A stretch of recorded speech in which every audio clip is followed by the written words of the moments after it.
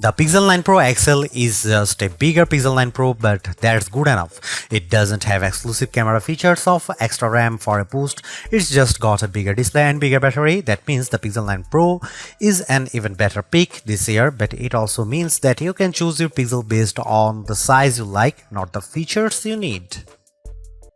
While Google announced 4 phones at its August 2024 event, the standard Pixel 9 and Pixel 9 Pro XL are the two that hit the market first on August 2020. Meanwhile, the Pixel 9 Pro and 9 Pro Fold arrive on the scene September 4. In the UK, you can pick up the Pixel 9 Pro XL with double the storage at no extra charge on purchases made from September 5. US buyers can nab $200 in-store credit if ordering before August 28, and Australian buyers can pick up a limited edition poster with purchases made before August 25.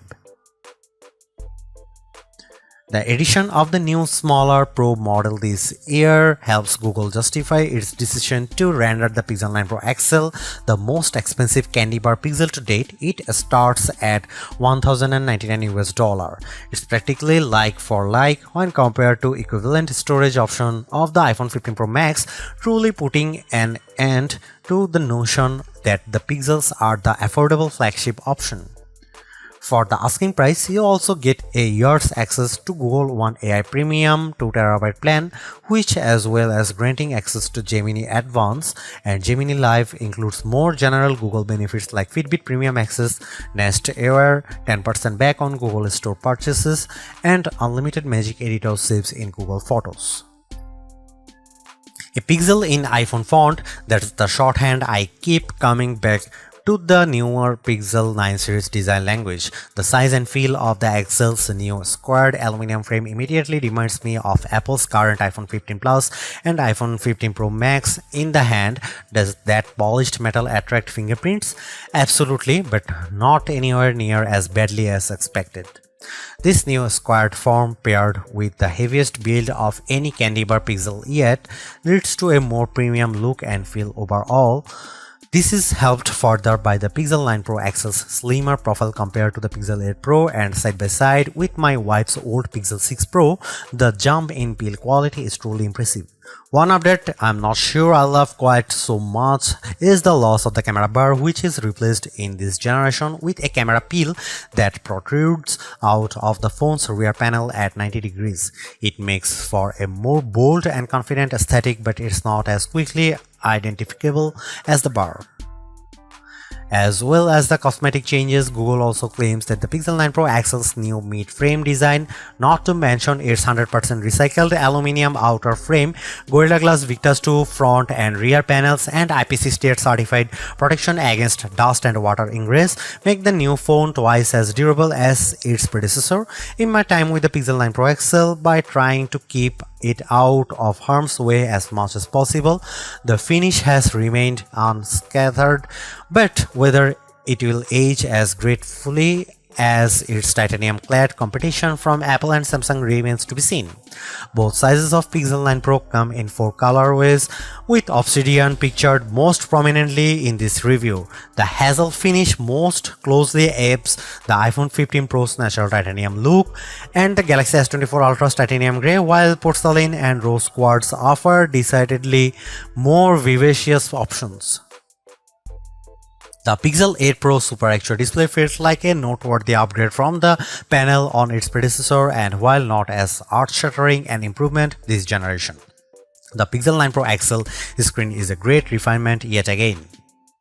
Although it sports the same resolution as the Pixel 8 Pro's panel, both high brightness and peak brightness levels have been cranked up to 2000 and 3000 nits respectively, meeting or beating key rivals in a spec-for-spec comparison. Add to that the panel's flat design, its thin, equally proportioned bezel on all sides, and its excellent viewing angles, and the Pixel 9 Pro XL's Super Extra display is a thing to behold. As before, the use of an LTPO OLED panel facilitates a dynamic refresh rate from 1 to 120Hz, making it ideal for always-on display functionality thanks to the implied power-saving benefits, while also still serving up a snappy user experience when swiping around the UI. One of the more prominent changes you might not immediately notice is the fingerprint sensor. Instead of the optical module used since the Pixel 6 series, Google has gone the way of Samsung and instead kitted the Pixel 9 Pro XL's display with an ultrasonic sensor. I didn't notice a huge difference when making the switch from my Pixel 7 Pro, but in side-by-side comparison it lives up to the promise of a 2x speed improvement. Perhaps more useful is the greater reliability, especially with damp fingers or when used in the rain. One side effect of this latest generation Pixel launch happening earlier than usual is that the whole series runs Android 14. Typically, Google times the arrival of its latest smartphones to coincide with the release of the next Android, but the Pixel 9 debut on the same Android 14 foundation as the Pixel 8. At least the company's even impressive commitment to 7 years of updates persists, meaning the phone's price tag includes excellent long-term support for both future releases of Android and subsequent security patches, an area where many rivals still fall short. As a long-time Pixel user, the look and feel of Android on the Pixel 9 Pro XL is characteristically clean, easily navigable, pleasantly customizable, and dressed with helpful everyday features that aren't guaranteed on other phones. That said, the Pixel 9 Pro XL does get some Pixel exclusive editions that up the ante, all of which lean on Gemini AI. There is a new dedicated weather app that generates dynamic weather reports to make insights into each day's weather more digestible than ever. The ability to drag and drop the various in-app widgets for things like UV index, 10-day forecast, and air quality is a nice perk too. Next up is the new Pixel Screenshot app, which seems like an odd addition at first, but for list makers, students, and journalists, it offers surprising depth. You can add notes to individual screenshots and group them into collections too. The app can index screenshot content across text and images, making it searchable. This allows for semantic search and object recognition, as well as recognizing Wi-Fi passwords and QR code information. Pixel Studio uses an on-device variant of Imagen 3's diffusion-based text-to-image generative AI, allowing you to create imagery seemingly from scratch. You can remix results using predefined style prompts or sculpt off a completely original prompt if you prefer. At launch, Pixel Studio won't render people, but it's fine with objects and animals. It also managed to render legible text without much artifacting, a challenging test that I have seen other image generators fail. Right now, the application proves novel enough, but there is a scope for everything from messaging to graphic design work, depending on your feeling towards the use of AI-generated imagery. The price of the Pixel 9 Pro XL also includes a year's access to Gemini Advance, meaning you can interact with its latest off-device model in Gemini 1.5 Pro and gain access to Gemini Live, Google's conversational AI experience. My family tested its abilities on a bean salad recipe, including suggestions on preparation and accompaniments, all without any obvious breaks in conversation or AI hallucinations.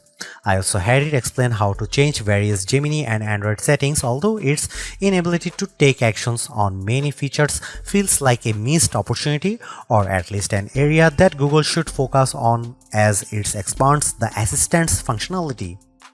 A couple of other sprinkles of AI magic on the Pixel 9 Pro XL include text-based summaries of YouTube videos that I didn't have time to watch and zoom enhance image upscaling. I'm also intrigued by the call notes feature shown off at launch that will summarize phone calls. However, this wasn't ready during review. The most obvious criticism of Gemini on the Pixel 9 Pro is that it feels consistently slower when asked to carry out the same task I would have previously asked for Google Assistant. The trade-off is much richer results and more insight, provided you trust the source data Gemini is pulling from. Nowhere is AI more prevalent across the Pixel 9 Pro XL's user experience than the camera. While it might have gone by machine learning in the early days of the Pixel camera experience, AI-powered post-processing has been the secret sauce that has helped elevate the reputation of the Pixel cameras over the past 4 years, to the point where they regularly sit among the best camera phones. As Google has focused its efforts on AI more directly, the proposition of a Pixel camera has changed somewhat, with capture and editing becoming two distinct facets of the experience. If you are looking for a great all-round camera phone, the Pixel 9 Pro XL is right up there. A revised HDR Plus pipeline puts into practice the company's learnings from previous entries, paired with new training data to create images with a more true-to-life appearances, better exposure, dynamic range, details, contrast, and colors.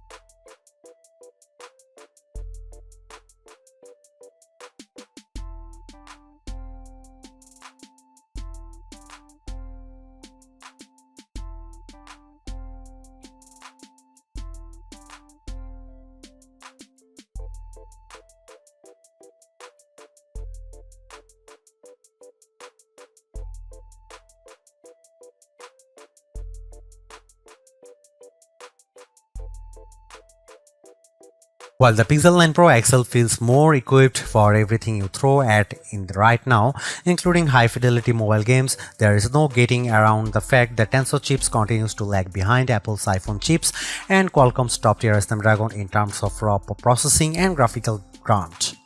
Whether it's a matter of the shorter turnaround between generations of Pixel or the fact that it's not Google's focus, the new Tensor G4 chipset powering all of the Pixel 9 series doesn't pack that much more horsepower even compared to the Tensor G3. It's built on a similar 4nm process as the Tensor G3 but with new core architecture and one fewer high-efficiency cores than its predecessor. The switch from an Immortalities to Mali GPU means no more ray tracing, a small but notable loss for mobile gamers. In testing, the Tensor G4 processor produced a 10% bump to CPU performance, a 15% graphical performance improvement, and a 16% uptick in NPU performance over the last generation. However, the biggest gains look to be in power efficiency. As with its predecessor, the Pixel 9 Pro XL can be had in 4 storage variants. However, the 1TB ceiling appears to be a US exclusive, while other markets, including the UK and Australia, top out at 512 GB. Its 16 GB of RAM is a range-wide upgrade, likely driven by the phone's newfound AI capabilities, but spec heads will note that Google isn't using the latest available standards of either LPDDR memory or UFS storage compared to Samsung's Galaxy S24. Google has propelled the Pixel 9 Pro XL from a 1 to a 2-day phone. While Pixel batteries have gotten larger over the years, battery life has never really been a positive talking point for the line. Through presumed optimization led by the new Tensor G4, however, the Pixel 9 Pro XL serves up superb longevity by comparison, significantly longer than any previous Pixel we have tested. The Pixel 9 Pro XL got 9.5 hours of screen on time, which clocks in at around 65% longer than the 5.75 hours the Pixel 8 Pro was able to master, despite packing a battery that's around 10 mAh smaller. Google hasn't stopped there, with faster 37-watt charging promising up to 70% charge in just 30 minutes. The company has introduced a new 45-watt Pixel charger to facilitate the 9 Pro XL's new top charging speed. However, this was unavailable during review. Instead, I tried Google's previous 30-watt wired charger, which pushed the Pixel 9 Pro XL to 55% charge in 30 minutes, while a 65-watt PD-PPS charger got closer to Google's quoted speeds with 65% charge in 30 minutes and a full charge in 1 hour and 20 minutes. Should you buy the Google Pixel 9 Pro XL? Buy it if you want the richest mobile AI experience. Samsung's Galaxy AI is great, but Google's execution with Gemini Advanced is easier, richer, and more fun to use. Buy it if you want an excellent camera phone. The Pixel 9 Pro XL's camera system is a small but appreciated upgraded on its predecessors, highlighted by a new bag of AI-supported tricks you can't get outside of the Pixel family. Buy it if you plan on using this phone for a long time. Still, among the best there is Google commitment to 7 years OS and security updates is once again hard to argue with. Don't buy Google Pixel 9 Pro XL if you want fast charging. Battery life is greatly improved, but despite a bump in speed, the Pixel 9 Pro XL's 37-watt wired charging is still well behind what rivals like OnePlus and Xiaomi offer. Don't buy it if you want the best RAM and memory.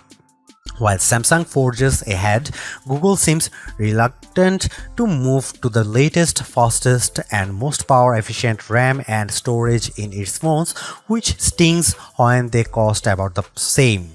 Don't buy it if you want to play a lot of games.